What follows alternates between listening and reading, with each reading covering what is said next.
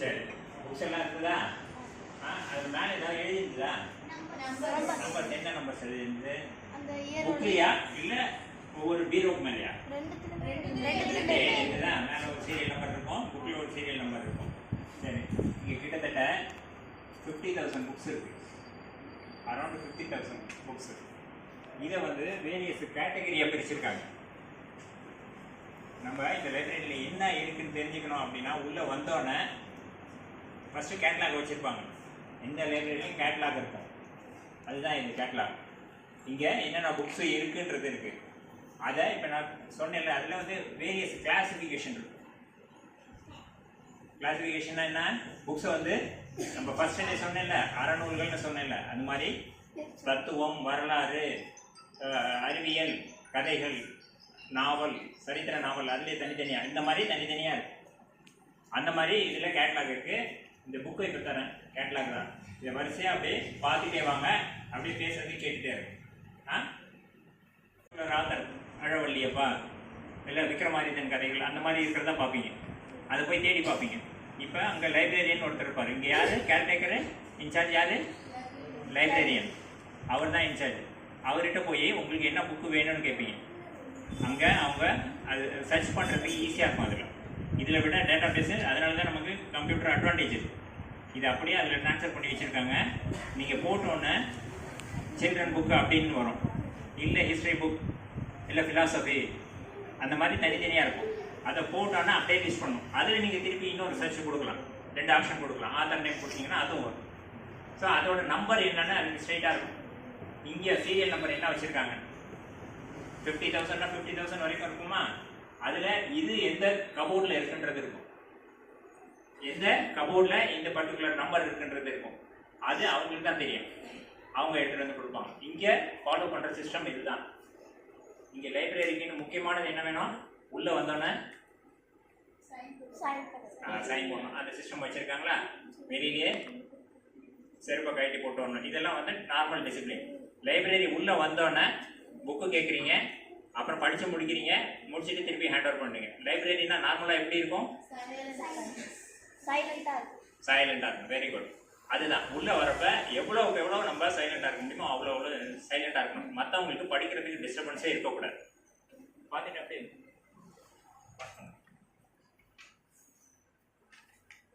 அந்த டிசிப்ளினை கரெக்டாக மெயின்டைன் பண்ணணும். சைலண்டாக இருக்கணும். வேறு என்னென்ன இங்கே இன்ஸ்ட்ரக்ஷன்ஸ் கொடுத்துருக்காங்களோ அதை அப்படியே ஃபாலோ பண்ணணும். உள்ளே வந்தோன்னா சைன் பண்ணிங்க. அப்புறம் கேட்லாக் இங்கே முதல்லலாம் கேட்லாக் இந்த பிளேட்டில் வச்சுருப்பாங்க, அதில் பார்ப்பாங்க. இப்போ நேரம் லைப்ரரிக்கிட்ட கேட்டாக்கா அவங்க புக் அங்கே கம்ப்யூட்டரில் சர்ச் பண்ணி உங்களுக்கு சொல்லுவாங்க. அவங்களே எடுத்து கொடுப்பாங்க, எடுத்துகிட்டு திருப்பி வச்சிடும். சரியா? அது இல்லாமல் வேறு என்ன டிசிப்ளின் நீங்கள் மெயின்டைன் பண்ணணும்? நார்மலாக லைப்ரரியில் லெண்டிங்னு இருக்கும், ரெஃபரன்ஸ்னு இருக்கும். இந்த லைப்ரரியை பொறுத்த வரைக்கும் this is purely for reference. இங்கேருந்து வெளியில் எடுத்துகிட்டு போக முடியாது. நார்மலாக எல்லா லைப்ரரியிலையுமே லெண்டிங் ஒரு கார்டு ஒன்று, மெம்பர்ஷிப் கார்டு ஒன்று கொடுத்துருவாங்க. நீங்கள் எடுத்துகிட்டு போயிட்டு 1 day or 1 week or 1 month எப்படி வேணாலும் இருக்கலாம். அது மேக்ஸிமம் ஆர் மினிமம் ஒரு மாதிரி வச்சுருப்பாங்க. இங்கே அந்த மாதிரி லெண்டிங் சிஸ்டம் கிடையாது. ஏன்னா எடுத்துகிட்டு போயிட்டு திரும்பி வராது புக்கு அப்படின்ற ஒரு கான்செப்டுக்காக இது ஒன்லி ஃபார் ரெஃபரன்ஸ்னு வச்சுருக்காங்க. இது கிட்டத்தட்ட 50 இயர்ஸை தாண்டி இந்த லைப்ரரி இருக்குது. இங்கே ரொம்ப பழைய புக்கெல்லாம் இருக்குது. நிறைய பேர் வந்து ரிசர்ச் ஸ்காலர்ஸ், யார் சொல்கிறது ரிசர்ச் ஸ்காலர்னா பிஹெச்டிலாம் பண்ணுறாங்கல்ல, அது இல்லாமல் தனியாக பிஹெச்டி படிக்கிறதுக்காக இல்லாமல் அது எனக்கு ஒரு தனி இன்ட்ரெஸ்ட் இருக்குது அப்படின்னு படிக்கிறவங்க இருப்பாங்க. அதெல்லாம் ரொம்ப பழைய புக்கு, வேறு எங்கேயுமே கிடைக்காது. அந்த மாதிரி புக்ஸ் எல்லாம் இங்கே இருக்குது. அதனால் அவ்வளோ பெரிய பழைய புக்கு. அதில் முக்கியமாக வேலை படித்து பார்த்தீங்களா? என்ன லைப்ரரி பேர் என்ன இருக்குது? செந்தமிழ் நூல் நிலையம்னு இருக்கா? இங்கே தமிழ் புத்தகம் மட்டும்தான் இருக்கு.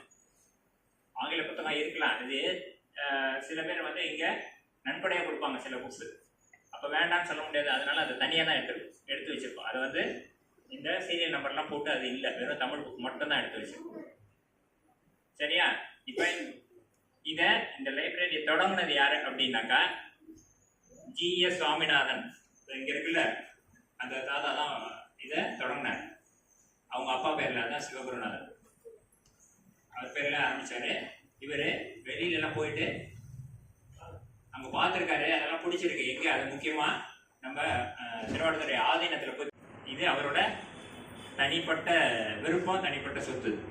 இந்த கட்டடமும் அவங்க தான் வச்சிருக்காங்க. இப்போ அதை மெயின்டைன் பண்றது அவங்களோட மகன் தயாளன்னு இருக்காங்க. அவங்க தான் இதை மெயின்டைன் பண்றாங்க. இந்த லைப்ரரி இன்சார்ஜ் இப்போ வந்துட்டாங்க.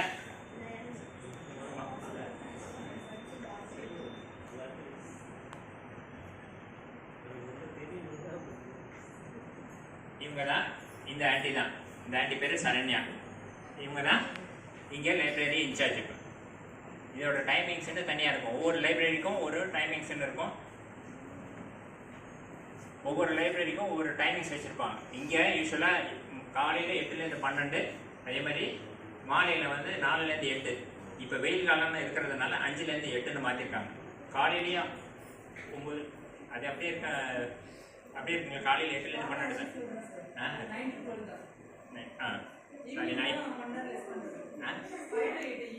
நாளில் வரக்கூடாதுன்ற அந்த லீவு சொன்னது வந்து எந்த நாளில் வரக்கூடாது, மீதி நாள் எல்லாமே இங்கே வரலாம். வந்து எது வேணாலும் படிக்கலாம்.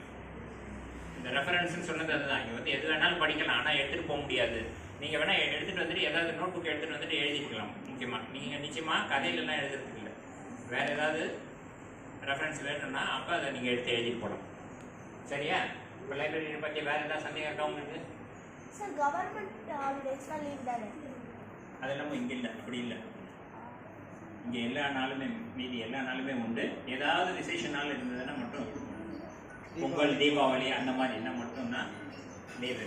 மீதி நாள் என்றைக்கு வேணாலும் வரலாம். வியாழக்கிழமை இங்கே விடுமுறை. அது இல்லாமல் இவங்க லைப்ரரியினால் ஏதாவது வர முடியல அப்படின்னாக்கா அன்றைக்கும் வேறு யாராவது நாங்கள் இருந்துவோம். அதாவது அவங்க லைப்ரரியில் இருக்காங்கல்ல, அவங்க இருப்பாங்க. அப்படி இல்லைன்னா அப்போ முன்னாடி போடுறாங்க, முதல் நாளோ இல்லை அன்றைக்கும் வந்து விடுமுறை.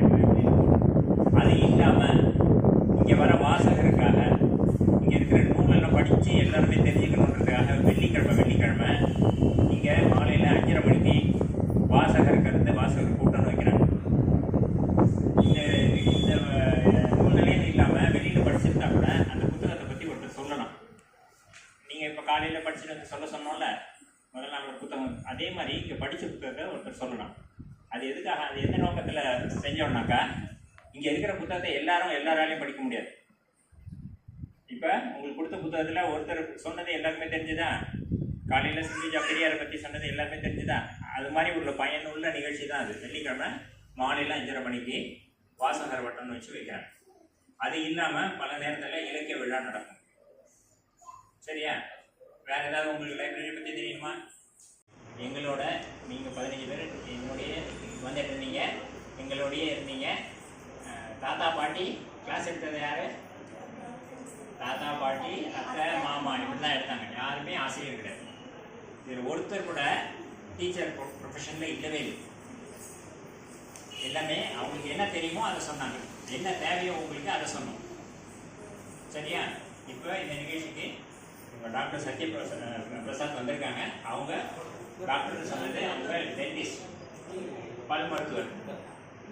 அவங்க வந்து இங்கே கிளினிக் வச்சிருக்கிறது நம்ம மகாமாவக்கரை நாட்டு ஸ்ட்ரீட்டில் வச்சுருக்காங்க. அவங்கள ஒரு தடவை கிளாப் பண்ணி எல்லாரும்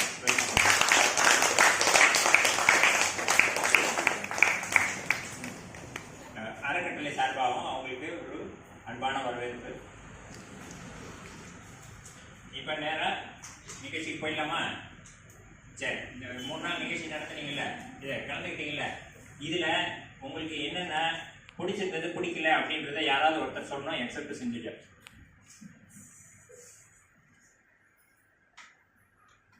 வேற யாராவது ஒருத்தர் வந்து சொல்லணும். இதை தமிழ், இங்கிலீஷ், சயின்ஸ் இதே தான் படிக்கிறாங்க, அதே தான் சொன்னோம். அது இல்லாமல் இன்னும் கொஞ்சம் எக்ஸ்ட்ரா சொன்னோம். முக்கியமாக அவங்களுக்கு ஒரு தன்னம்பிக்கை வரணுன்றதுக்காக ஒரு செஷன் எடுத்து, அதுக்கப்புறம் திருக்குறள் அவங்க படிச்சே ஆகணுன்றதுக்காக அது ஒரு செஷன் எடுத்தோம். திருக்குறள் எதுக்கு படிக்கணும் என்னன்றது அதை எல்லாத்தையும் சொன்னோம். அவங்க கிட்ட கேட்டுக்கோங்க, என்ன சொன்னோம் என்னன்றது கேட்டுக்கோங்க. அதே மாதிரி தன்னம்பிக்கை பற்றி என்ன சொன்னாங்க என்னன்றது கேட்டுக்கோங்க. அதுக்கேற்ற மாதிரி அவங்ககிட்ட ஏதாவது மாறுதல் இருக்கா என்னன்றதை நீங்கள் தான் பார்க்கணும். பெற்றோராக நீங்கள் தான் பார்க்கணும். எங்களோட நோக்கமே எங்களுக்கு தெரிஞ்சதை ஏதாவது சொல்லணும். இதனால அவங்களுக்கு கொஞ்சம் மாறுதல் வரணும், அவங்களுக்கு வெளியில் நல்ல பழக்கம் வரணும். நம்ம சமுதாயத்தில் இருக்கிறப்ப எந்த நிலைமையில் இருக்கோம், மற்றவங்களை பார்க்குறப்ப நம்ம எந்த நிலைமையில் இருக்கோம், எந்த நிலைமைக்கு மேலே போகணும் அப்படின்றத அவங்கவுங்க தயார்படுத்திக்கணும். அப்படின்றதுக்கு ஒரு அடிப்படையை மட்டும்தான் எங்களால் சொல்ல முடிஞ்சது. ரொம்ப குறுகிய காலத்தில் எடுத்தோம். அதனால இவ்வளோ தான் எங்களால் எடுக்க முடியும். ஒரே ஒரு சின்ன ஏமாற்றம் எங்களுக்கு என்னன்னா, நாங்கள் ஒரு 25லேருந்து 30 பேர் எதிர்பார்த்தோம். ஆனால் வந்தது ஒரு 15 பேர் தான். அந்த ஒரு சின்ன ஏமாற்றம் எங்களுக்கு இருந்தது. மற்றபடி நாங்களும் இதில் ரொம்ப மகிழ்ச்சியாக எடுத்தோம். இது அவங்களுக்கு ஏற்கனவே என்னென்ன எடுத்தோன்றதை காமிச்சிட்டோம். அவங்க ஒரு 2 வார்த்தை சொல்லுவாங்க, உங்களையும் வாழ்த்தி சொல்லுவாங்க.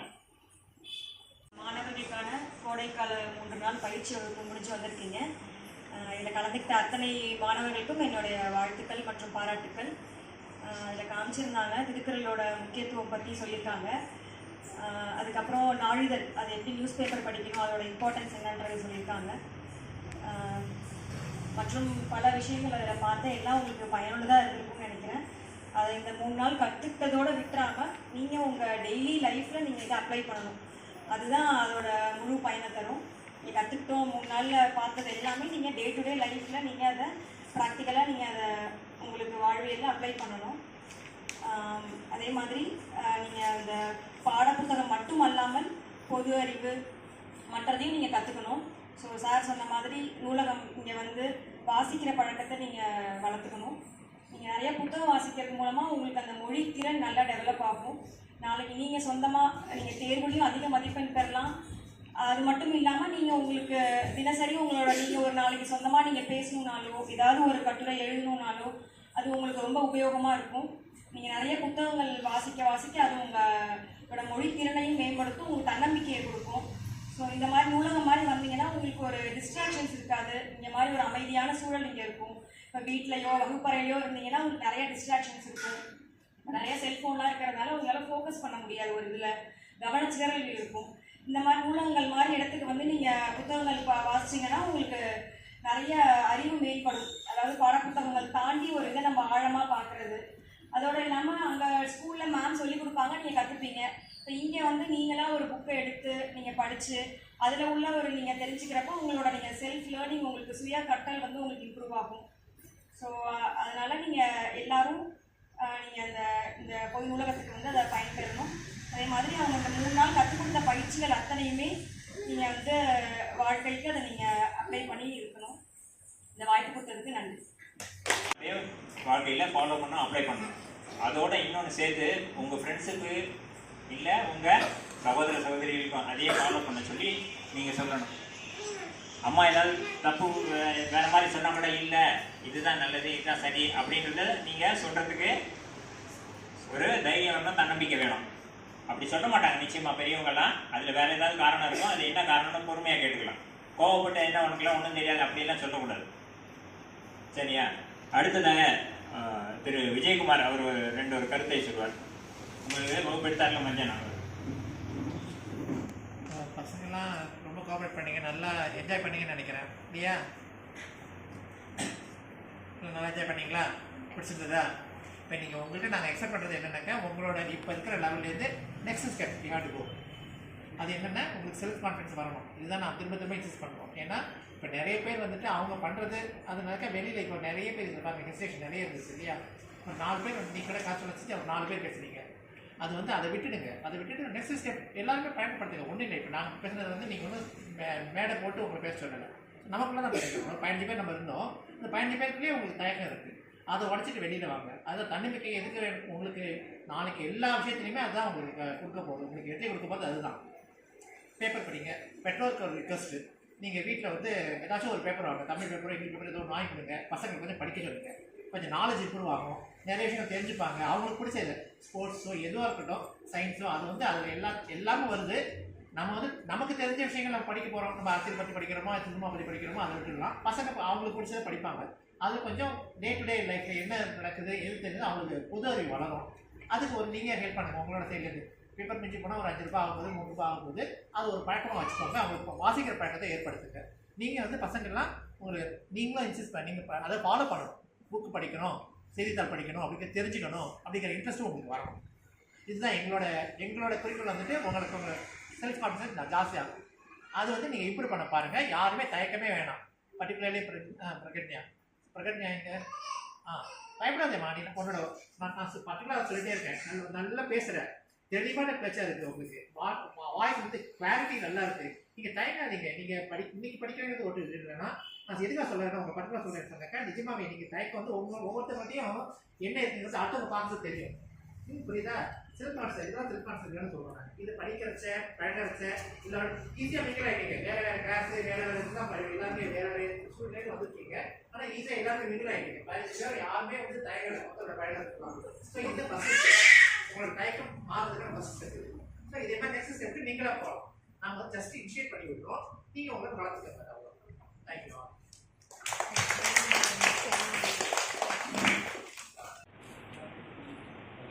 எல்லாருக்கும் மாலை வணக்கம்.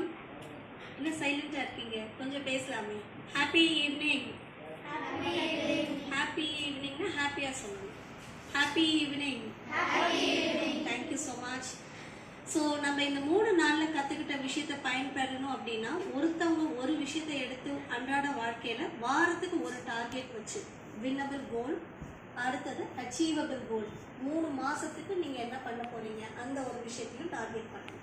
ஃபார் எக்ஸாம்பிள், இந்த வாரம் நான் படிக்க ஆரம்பிக்க போகிறேன், இத்தனை மணிக்கெல்லாம் நான் உட்காந்துடணும் படிக்கிறதுக்கு அப்படின்னு சின்ன சின்ன விஷயங்களை எடுத்து எது இம்ப்ளிமெண்ட் பண்ண முடியுமோ.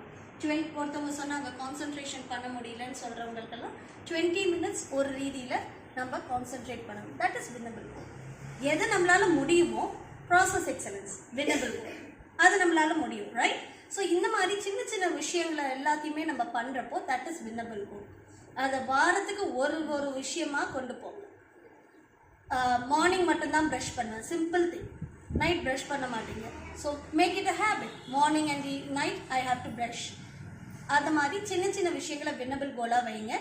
எது உங்களுக்கு பிடிக்காத சப்ஜெக்டோ அதை ஃப்ரெண்டாக மாற்றிக்க ட்ரை பண்ணுங்க. அதே மாதிரி தூரத்தில் இருக்கிற ரிலேஷன்ஷிப்குள்ளார பில்டிங் ஆஃப் ரிலேஷன்ஷிப்பை ஏற்படுத்துங்க. இது எல்லாமே வின்னபிள். ஓகே, அச்சீவபிள் கோல் அப்படின்றது என்னன்னா 3 months once ஒரு டார்கெட்.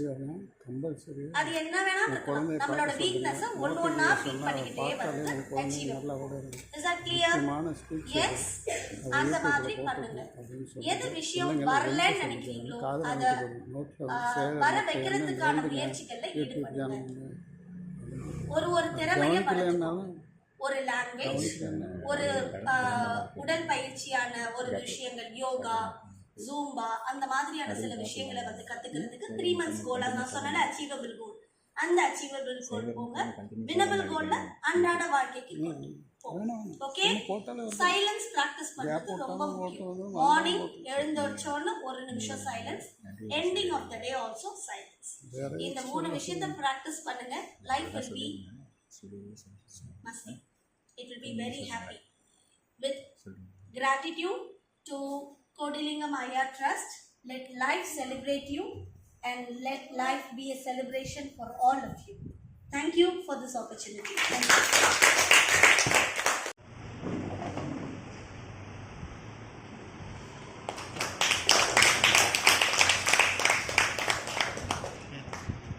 ஒரு புத்தகத்தை பரிசாக அளிக்க திருமதி பவானி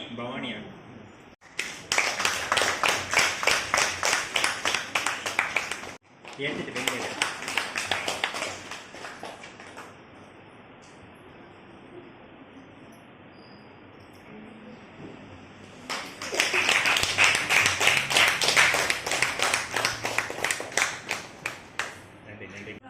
அப்புறம் கேம்ஸ்.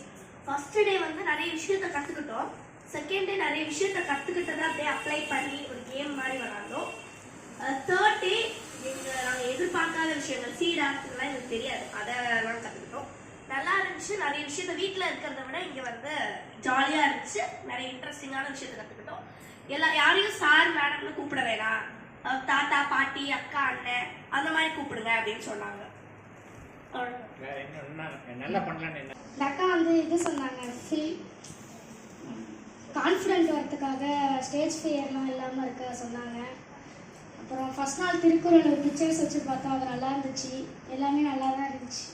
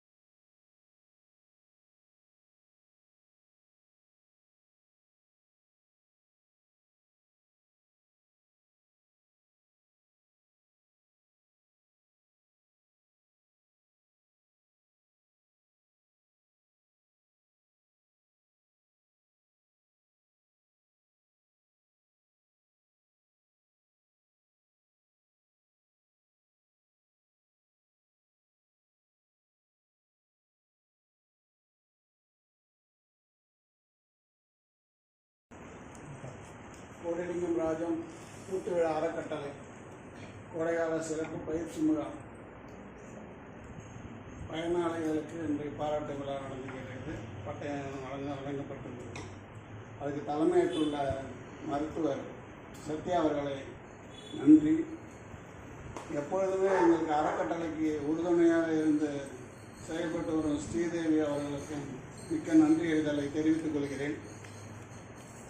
இந்த நிகழ்ச்சியை நடத்தி கொடுத்த பயிற்சியாளர்களுக்கும் எல்லாம் பயிற்சியெல்லாம் தெரியல. ஒரு ஆசிரியர் அந்த பணியில் இல்லை, எல்லாம் ஓய்வு பெற்றவங்க, வீட்டில் இருந்தவங்க தான். அதில் பயிற்சி கொடுத்திருந்த அனைவருக்கும் பயிற்சியாளர்களுக்கும் மிக்க நன்றியை தெரிவித்துக் கொள்கிறேன்.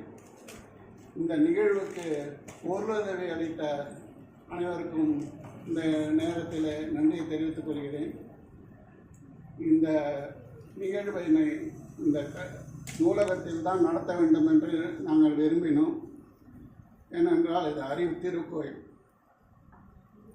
இந்த இடத்தில் கொடுப்பது தான் பொருத்தமாக இருக்க வேண்டும் என்று நம்புகிறேன். இதுக்கு ஒத்துழைப்பு நல்கிய இந்த சிவகுருநா செந்தமிழ் நூல் நிலையத்தின் பாலாளர் திரு தயாரன் அவர்களுக்கு நன்றியை தெரிவித்துக் கொள்கிறோம். நிகழ்வினை சிறப்பாக நடத்த கொடுத்த உறுதுணையாக இருந்த நூலகர் சரண்யா அவர்களுக்கும் நன்றியை இந்த இடத்திற்கு சேகரித்துக் கொள்கிறோம்.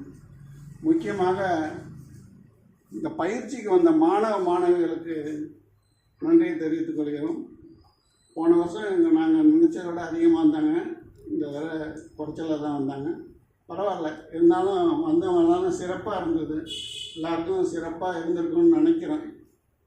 அதனால் இந்த பயிற்சிக்கு மாணவர்களை அனுப்பிவிட்ட பெற்றோர்களுக்கும் பள்ளி நிர்வாகத்தினருக்கும் அனைவருக்கும் இந்த கோடிலிங்கம் ராஜம் முத்துவிழா அறக்கட்டளையின் சார்பாக நன்றி அறிதலை தெரிவித்துக் கொள்கிறோம்.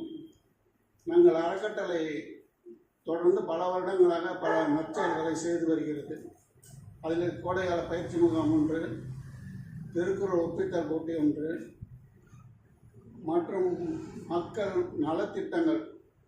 நலத்திட்டங்களும் ஏழை எளியவர்களுக்கு ஆடைகள் வழங்குதல், ஏழை மாணவர்களுக்கு படிப்பதற்கு நிதி உதவி அளித்தல் போன்ற காரியங்களை செய்து வருகிறோம்.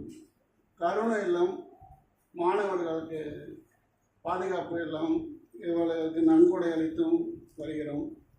இந்த விழாவிலே வந்திருந்து சிறப்பித்த அனைவருக்கும் மீண்டும் மீண்டும் நன்றியை தெரிவித்துக் கொள்வது வணக்கத்துடன் விடைபெறுகிறேன். நன்றி. ஜெயவே பாரத பாக்ய விதாதா பஞ்சாப சிந்த குஜராத் மராத்தா திராவிட உச்சல பங்கா ஹிமாச்சல யமுனா கங்கா உச்சல ஜலசிதரங்கா ஜப शुभ नामे जागे जब शुभ आशीष मागे जाए जब जय दादा जन गण मंगल नायक जय हे भारत भाग्य विदाता जय हे जय हे जय हे जय जय जय जय हे।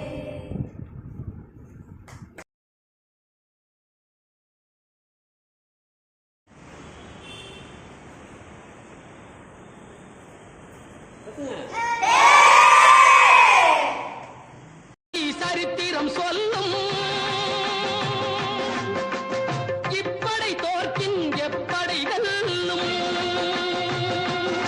நமது வெற்றியை நான்